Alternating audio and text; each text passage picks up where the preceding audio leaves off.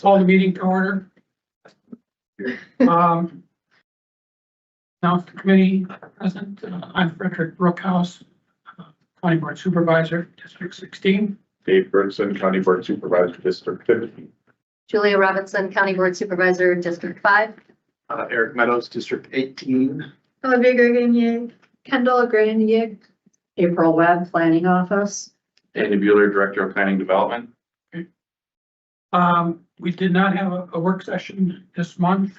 Can you tell us about posting for our meeting tonight? Yes, so we have on the screen here the publication showing that it went to the Kenosha News as a class 2 notice on January 27th and February 3rd. What's the first time on our agenda tonight? So we do have Irving One LLC, 1222 North Grant Avenue, Odessa, Texas, 79761, Deer Family Farm LLC, 2000 Richmond Road, Twin Lakes, Wisconsin, 53181, Russell Brothers LLC, 11909 Richmond Road, Twin Lakes, Wisconsin, 53181 owners. Country Thunder Music Festival, 730 Galatine Pike North, Madison, Tennessee, 37115 agent. Requesting a conditional use permit for a country music festival July 16th through the 19th of 2026 with an assembly over 5,000 people on the following tax parcel numbers: 604-119, 304-0405, 304-0100, 311-0200 in the town of Randall. But with that, I'll show you the map that we have of the property where it takes place. So as you know, the festival grounds are right here, and then we have camping to the north, camping to the south. This land is available, it hasn't been used lately, and then this land is also used for parking camping, although it's in Kenosha County, it is in Genoa City, and there is a process that they go through for you utilizing that. Before this committee, we're only focused on the area in yellow for the conditional use permit, and we do have a representative of Country Thunder here if you want to state anything. State your name, please, Craig Bottomley, site manager for Country Thunder. and your address, please. 7716 East Sunset Drive, Wonder Lake, Illinois. Hi. You have something to say? Nope, everything's gonna stay the same as what we did last year, no changes for us, so. Yeah, and from a county perspective, there's no changes in the conditions from last year. I mean, over years, sometimes there are some changes. There hasn't been any the last 2 years. I think 2 years ago, the only change that did happen is the town asked for the end time to be 1 a.m. instead of 2 a.m. And that still continues. That still continues. Yeah. So last year we had a change for light towers out along. That's correct. Yeah, that was true. That was a big change this year. And that is in the conditions for this year as well, and it ended up being very crucial, right? To just creating safety out there. And so every year after the event, we always have a post-event review with Country Thunder people, health, sheriff, us, and lots of others to analyze what, if any changes are needed, and we did not have any to present. That's why the conditions are the same. Does the committee have any questions? I have no question. And I did, check with the, chief of police at Village of Twin Lakes, Chief Hall, and she could not think of any comments to bring forward any concerns of the fire. So, We ask them to go to the petition. Yes. Okay. Anybody from the public wish to speak for the petition? Yes, Yes, sir. Hilton Rhonda Keenan, 40400 119th Street, Randall Township. Pull the map up. Our property, borders the general campground. About 1,300 feet of that. Where we become an issue is with the fencing. And I don't know if that's something that Randall handles or if that's something that Kenosha County handles. So that's a big question that we have. This is always supposed to be temporary fencing. I've been there since Country Thunder started, first 5-6 years. They took the fence down every year. All of a sudden, they started leaving it up. Went to Randall Township kind of hemmed and hawed and said, you know, we'll just leave it up. Well, 25 years later, the fencing is falling down. So last year I contacted the Randall board. They came out and they looked and said, yes, there's many holes in the fence. People cut holes, trees are falling out on the fence line. People were coming in through my property to get into the campgrounds. They had Country Thunder put up another temporary fence, which was very nice, worked out well. So my question is, are they going to have Country Thunder fix the existing fencing? Or are they going to put temporary fencing up and take that old fencing that's fallen down, that looks like hell, take it down? Yeah, thanks for sharing that. That's a great point to bring up. So last year at our pre-event meeting, we did inspect the fence line. We did see the holes and things, and then that's where adjustments were made to bring additional temporary fencing.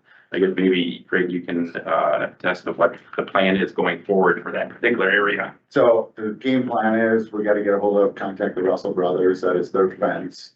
No, it's not.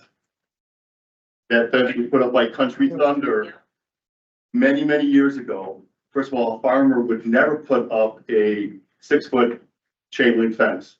They never put it up, Country Thunder did. It was never the Russells. I've known the Russells for years. I've been on property since 1967. They were my best friends growing up. So they did not put the fence up. Country Thunder put it up. And again, it's probably not you. I mean, Country Thunder has gone from Ivan, when we started this 30 years ago, to Larry Barr, all the way to you. And now Ivan's back involved a little bit. So, you know, it's changed over and over again. So that fencing was never owned by the Russells. It was put up by Country Thunder and never taken down 1 year and just left. Yeah, so we'll be working with them on figuring out a solution for that area. We knew that was an issue last year. We did have some discussions about moving forward. And so we'll just make a note to have that as part of our pre-event checklist. And you mentioned something else. There were 2 changes from 2 years ago. What was the last change? So last year, the change was lighting on In the campgrounds? on 110th Street. There was lighting on 110th Street that was added, and the year previously was the adjustment in the time.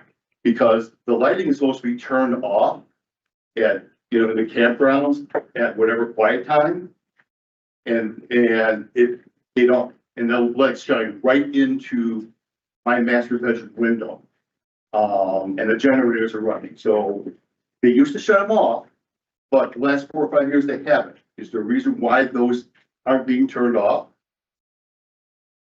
I don't know that, again, we can make note of that. Hi, Lieutenant Ryan Markowski from the Sheriff's Office. That is typically fallen upon both, I believe, Country Thunder and us to do. Probably, we'll work with you to make sure that light gets turned off for sure. And most of them do get turned off. Sometimes they have to do with where we are when. I understand the crimes. I've been there forever and I understand at times you want the lights on because of the crowds. And it's just that they might be somewhere else doing some other things, and by the time they get around to it, it's probably way after any time you would not want to light in the room, so I understand that completely. Yeah, because it shines right in, into the bedroom windows. All right, thank you. You done? Yes. Anybody else wishing to speak on the petition? Anyone, any public wishing to speak against the petition? Any public wishing to speak against the petition? The town is. Yes, so we have from the town met on this item on January 28th. A motion was made to approve and it passed. Okay. So, Move to approve? Second, Subject to the conditions, please. Move to approve subject to the conditions. second, yeah, subject for the conditions. um, And hopefully a discussion of fencing, light and power. Yeah, I have those down. Thank you. Take it. Yeah, and I would support the Keenans in their effort too, because I've been around long enough out there to know that what he's saying is true, is that the fence got put up many, many years ago, and I would say just update the fence that's there, and then you can probably don't have to put up a temporary fence and take one down. So that'd be my recommendation on that. That's our game plan is, if it doesn't get fixed this year, we will definitely have the temporary fence back up again, just to stop it. As he said, it helped Yeah. out last year, we'll be ready. Well, it's February now. You got plenty of time. It's probably not that long of a fence, so. Hold it on the ground real nice right now. Right, Gibson? Thank you, Mr. Chairman. While the motion is on the table, should that fence issue be added as an item in the conditional uses? Or is it enough just to leave it as a listed item to review? I think it's enough that it was brought up that we have it on our to-do list, without having to amend that, because it's a very specific Okay, item. I just want to make sure it gets followed up on, and then, that's one part of my question while I have the floor, and then the second one is the lighting. Is the question about the lighting, is that in compliance to allow it to shine all day, or not in compliance with the conditional use? Well, Lighting, right, that's right, and it was attested to it, it is required to be shut off, it's a matter of. so we don't need to change anything, the rules just need to get Correct. followed. Okay, good. Those are my questions, and I yield. Any additional questions, guys?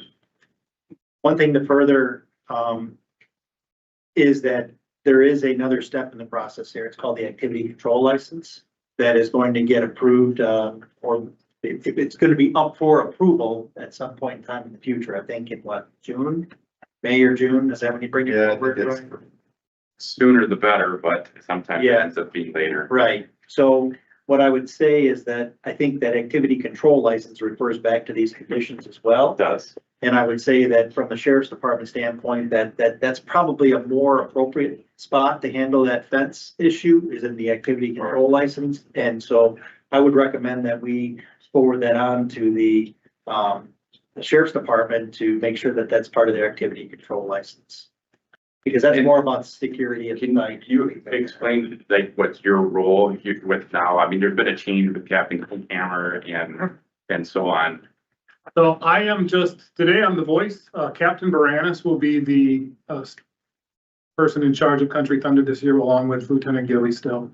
They both happen to be out of town. So I was called upon to come speak today and answer any questions that you may have had. Yeah, so thanks for that. So yeah, Captain Baranis is our contact now, and he ushers the activity control license through the legislative committee. Right. So I would just recommend passing along a note as well and be like, here's the conditions of approval, but the board was concerned about 2 specific items. Please make sure to, address these, at the board level there as well too. So that way we hit it a couple of times. Yeah, duly noted. It sounds like a maintenance issue as opposed to, because I think the conditions are that you put up the temporary fence, you secure the site, but then it becomes a maintenance issue. So Correct. I think we just want them to maintain their fence. So, Supervisor Robinson? Just with the fence, whether the fence belongs technically to the Russell Brothers or or whether it's Country Thunder's fence, fences go with property. And so if the fence is on a particular piece of property, it is the owners of the property that need to make sure that that gets taken care of. We also do have rules about code, about maintaining the fence, whether it is a fence in the city of Kenosha, the town of Randall, or out here. So if if that fence is out of compliance with code, then that needs to be dealt with. And whether it was created or put there by whoever was Country Thunder Music Festival LLC at one point or another, that goes back to the property owners, and the property owners need to be taking responsibility. So, I mean, I think that, yes, we need to make sure that all parties involved are informed that, this needs to be dealt with. Obviously, security for Country Thunder is important. We need to make sure that the temporary fence, if that is what is done, is done. But I think that we also need to be paying close attention to the fact that we do have rules and requirements about what is going on, and we can't just say, oh, this thing is falling down and there are trees growing through it and there are holes, and I mean, that needs to stop. And so whether it's us or Randall enforcing their own codes, us enforcing county codes, Randall enforcing their codes, just fix the fence. Whoever is responsible, fix the fence, get it done. But we have multiple ways to do this, and Country Thunder needs to be talking to the people who own the property that they are going to be using. And I fully expect that when I hear about this again in June, that it will be taken care of. So, in last year, it came before us, I think, just a week or so before the festival about the holes and things. I think, I'm not sure, maybe it was yourself. Actually, I contacted chairman for Randall, that he was also, I think, on the county board too, and he was gonna bring up probably a month beforehand. Yeah, so word got to us, so that when we went out there with the sheriff's department and we do our walkthrough and with Craig and others, we were able to see the problem. And we went into the bushes and found all the holes, and it's like, yeah, this is a problem. So, I mean, yes, correct, it'll be taken care of. And you are correct about on the fencing, because we had to get permits when we put our fence up. And actually that fence is put in incorrectly because it's supposed to face, nice side is supposed to face towards your neighbor, not away from your neighbor. So actually, and I understand that when it's a temporary fence, it didn't matter, but now it's been permanent for 20 years. So I'm just hoping, and I'm going to say my expectation is that Country Thunder is going to talk to the Russell brothers, and that it's going to be taken care of before we hear about it again in June.